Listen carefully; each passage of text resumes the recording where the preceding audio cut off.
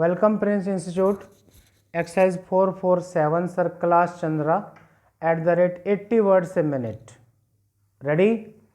Start. Sir, you are aware that on every occasion and whenever the report of the Union Public Service Commission was debated in this House, we had the advice of this House, and I am very happy to point out that gradually whatever difficulties there were in the way of the working between the Union Public Service Commission on the one hand and of the Government of India on the other hand have all been removed, and we have before us a report where they have clearly stated that there was no case in which the Commission's advice was not accepted by the government during the year under report.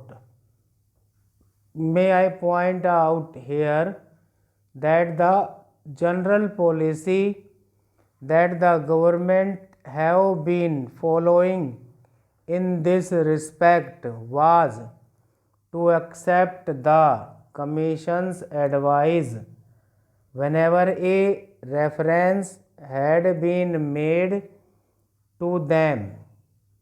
Here we have a statutory body which has been called upon to carry out certain functions, and therefore the government are anxious to accept their views to the fullest extent, though what they do is naturally under the terms of the Constitution to give advice that they tender to government. That is a factor which has to be noted in this connection. I would not like to deal at great length with the very illuminating report of the UPSC. Their task has naturally been growing year after year, and I would point out for the information of the House that during the year under report they had examined candidates to the tune of 62,000. So many candidates had appeared at various examinations. There are a number of services, 12 in all, so far as the central services are concerned, and to all India services are also concerned. In respect of them, we have a competitive examination held every year, and we accept their recommendations and make appointments thereupon. They have pointed out that in this year the number has increased by 6,000 over the number for the last year. They have also further dealt with the lists of qualified candidates that they had supplied. Incidentally, we might also note that the number of scheduled caste and scheduled tribe candidates has been increasing, though I must confess that it is increasing at a slow pace. This question was discussed by this house the other day when there was a debate on the report of the commission. Next para. I might also point out, incidentally, in this connection, that the government of India had requested and the Allahabad University had agreed to have tuition classes for intending candidates for these examinations. To a certain extent, their number has been rising.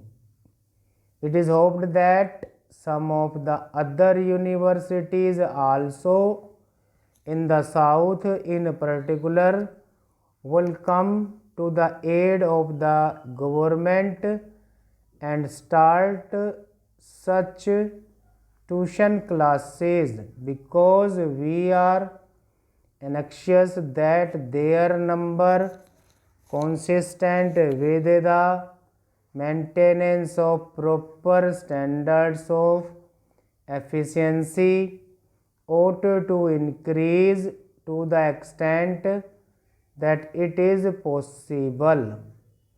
That also may be noted in this connection. The report has also pointed out how the number of candidates has been increasing in great proportions.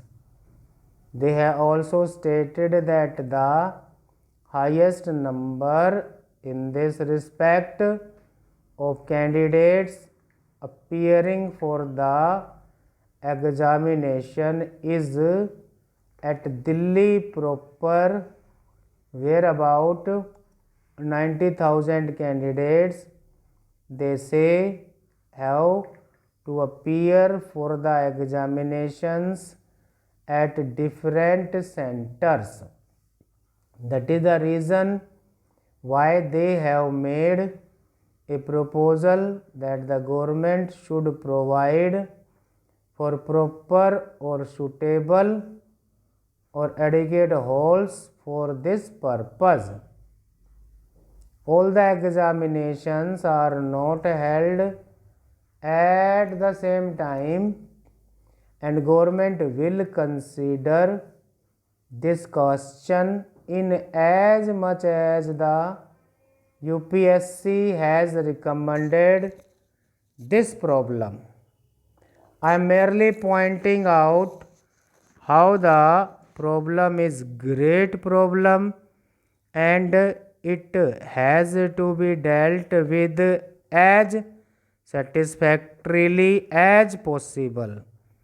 In the course of their report, they have made other complaints are not the complaints about the non-acceptance of their advice, but they have incidentally made some complaints on certain other grounds.